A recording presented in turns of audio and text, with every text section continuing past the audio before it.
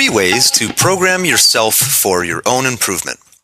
For the past 3 years, I have spent most of my time developing my business and along the way have had to overcome a number of fears and self-limiting ideas.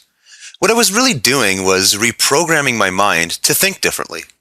Here are 3 techniques you might want to try that will help you reprogram yourself to a new and improved you. 1. Hang out with an influencer. When I first got started in business, I was struggling to pay the bills and find enough clients to keep me going.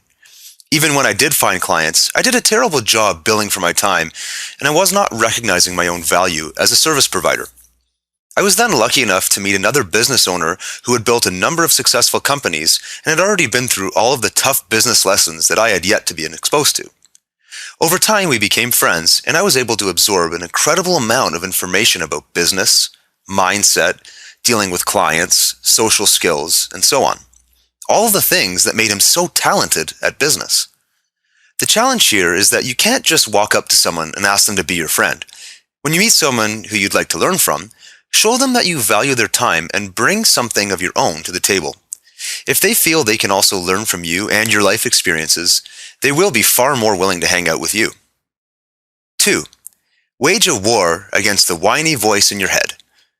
Have you ever had an idea that totally captivated your imagination and inspired you to think about life far beyond the one you're living today? If so, were you also among the majority of people who had that cynical, whiny, negative voice pop up and immediately tell you all the reasons why this new idea could never come true? Instead of falling victim to that defeating voice, try turning the tables. Picture that voice as a vicious enemy trying to steal your life, power, and happiness away from you. Challenge the voice. Question its authenticity. Question its reasoning. Make it powerless against your will.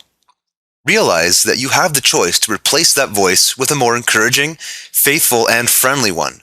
A voice that will consider your goal not only a possibility, but a probability.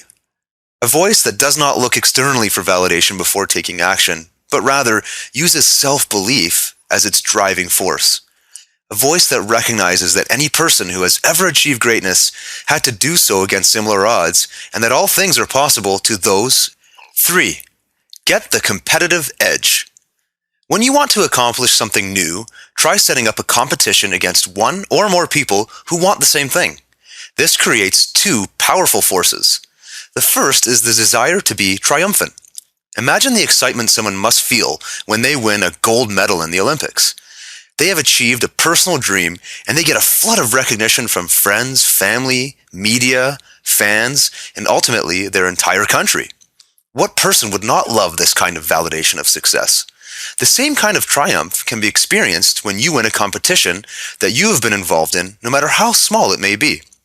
The second, and more powerful force that gets created in competition is the desire to avoid defeat.